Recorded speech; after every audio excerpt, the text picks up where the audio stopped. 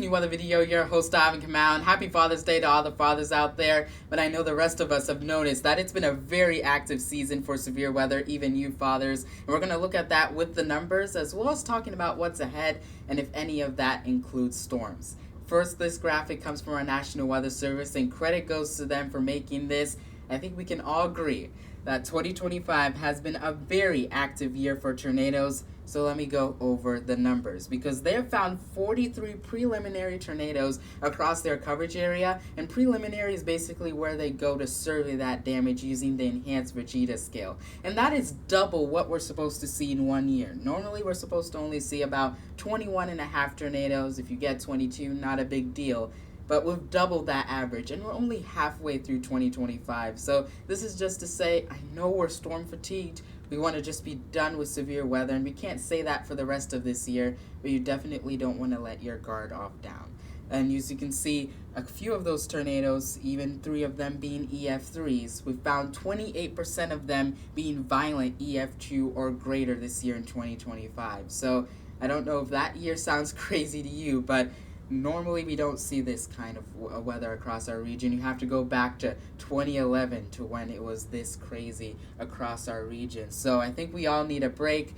But let's talk about the probabilities of storms moving forward. And this graphic comes from Northern Illinois University. I want you to focus on the bottom of your screen from June 15th through the 21st, so we know the time frame we're looking at. And again, this is just the probability of seeing stronger storms. Doesn't guarantee that you're going to see it, so I don't want you to freak out. But it shows you the higher probabilities across parts of the plains, Kansas, Oklahoma, especially further up to the north, like Minnesota, for example. Shows you those higher probabilities for thunderstorms during this period. However, we have to keep an eye on if a few disturbances want to try to move our way. Sometimes we can see it this time of the year, and you can see our National Weather Service already sees, our Storm Prediction Center down in Normal, Oklahoma, sees that possibility as we head towards Wednesday, as they've outlined us across parts of Missouri and Illinois under a 15% probability for seeing stronger storms. Now, I know that sounds like a low potential, but after everything we've dealt with here in St. Louis, even if you're missed by storms, I still want you to be weather aware regardless.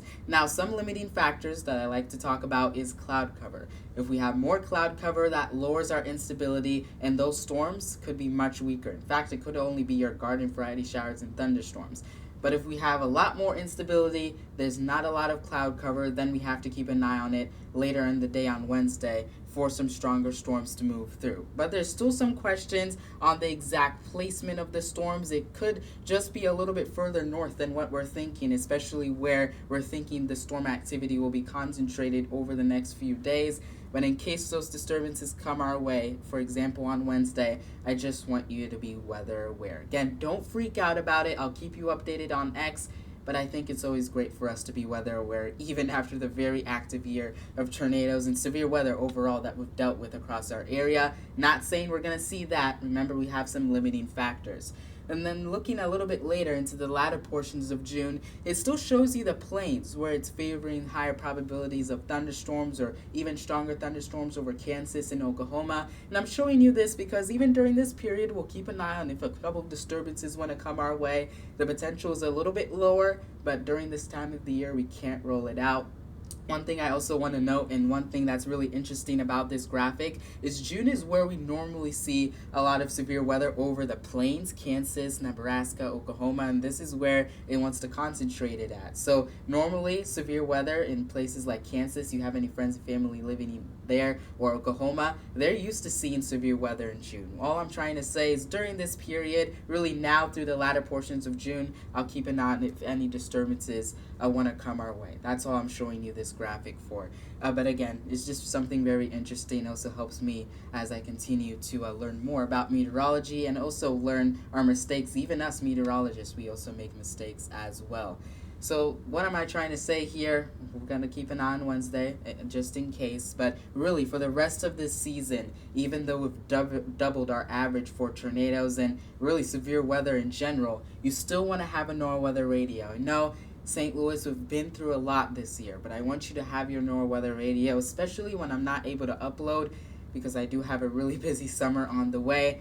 I want you to have a NOAA weather radio. Make sure it's always toggled on. Let's just say you have a NOAA weather radio, you've programmed it. Make sure the NOAA weather radio is always toggled on. This is for the entire season. I'm not talking about Wednesday right now, just talking about the entire year. I always have my NOAA weather radio on, so if we have any unexpected severe weather, you have it on so you can keep your family safe. Yes, other resources are your phone, but remember, what happens if your phone dies? Now, it's a great resource if you're always keeping your phone charged, but if not, definitely have a NOAA weather radio on you. So make sure you go to Midland, USA to keep your family safe during the 2025 severe weather season.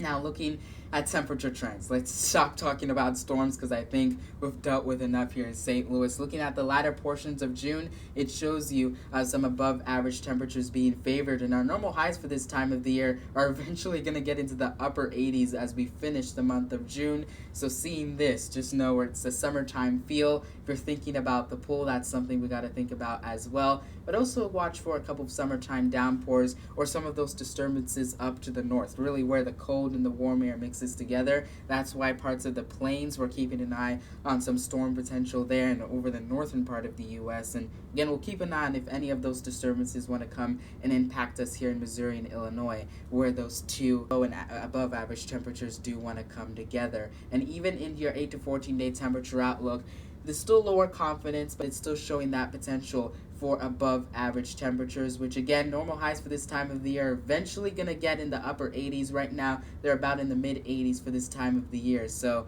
we're warming up, and we haven't hit 90 degrees yet during this time period. Won't be surprised if we at least hit 90 degrees. It's really going to depend on the amount of cloud cover that we do have. But that's really all I have to talk about. It's not really been a lot of weather to talk about, and hopefully there isn't. But of course, if there is, I'll let you know, not just here, but especially over on X. And if you could do me a favor, definitely follow me on X, Threads, Instagram.